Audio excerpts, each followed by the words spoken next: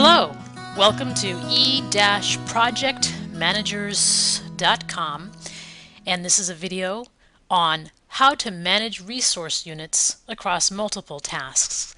My name is Dora Tarver, and in the next few minutes I'm going to show you how, if you have a fixed group of resources that are not 100% allocated to every task in your project schedule, how you can set your schedule up to show that one resource may be working 50% of the time on one task, while that same resource may also be working 60% on another task.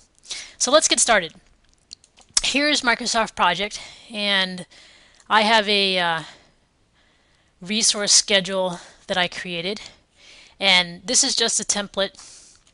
Let's say the task is make boxes and the second task is assemble cables, and we're going to have the same resource working on both of these tasks. So I'm going to select Jane Doe for both of these tasks. Now, Jane isn't going to be 100% allocated to both of these tasks. She's going to be 60% allocated to one task and 50% allocated to another. And there are actually a number of ways to set this up to make that happen, but I think the easiest way is if you go into the resource usage view, which if you have your views on the left hand side, to go to your views you just select your menu option view and turn view bar on. Mine is already open, so I'm going to go to resource usage, and this is what I currently have by default in the resource usage view. I have the resource name and the amount of work that they're allocated by hours. And what I'm going to do is I'm going to add a couple of columns here. I'm going to add the assignment units column, and to do that I'm going to click on the work column and then right click and select insert column, and then I'm going to type the letter A, and then I'm going to scroll down to assignment units and select that and then click on OK. And I also want to have the actual task name that they're assigned to. Actually, that's already here, so we don't need to do that. This is the resource name and the task that they're assigned. Now, by default, all of these are 100% allocated, and we can easily change that by going to the assignment units and assigning whatever percentage of allocation this resource has to making boxes. So let's say it's 60%. And let's say for the second task, which is assemble cables, they're working 50%. Okay?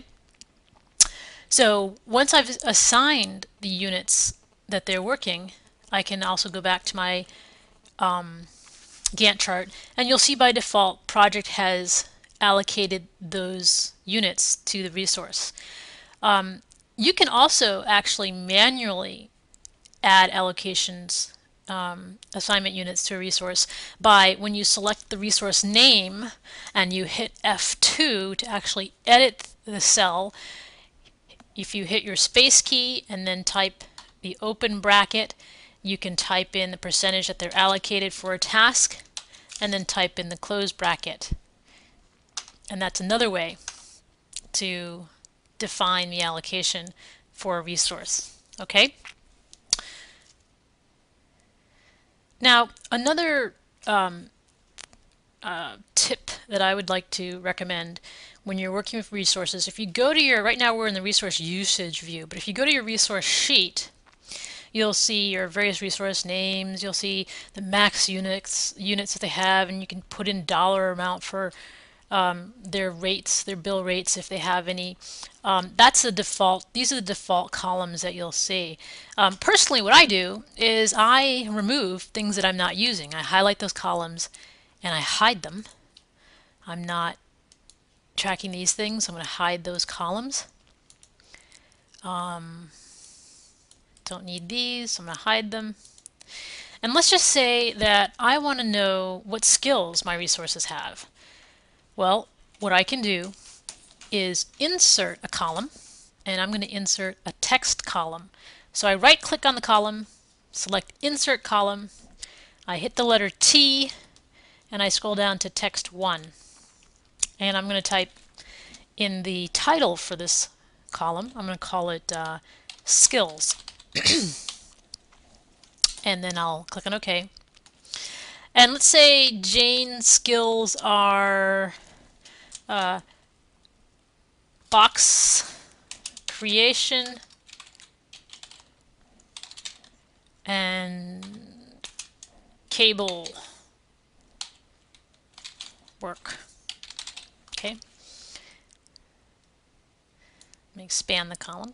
And let's say John is cable work and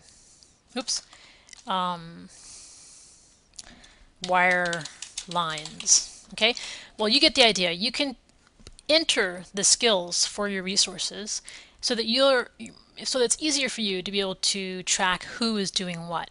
And again, when you come into the resource usage or the resource sheet, feel free to hide columns that you're not using, or likewise, when you click on a column, you can right click and then insert a column that you feel might be useful for you.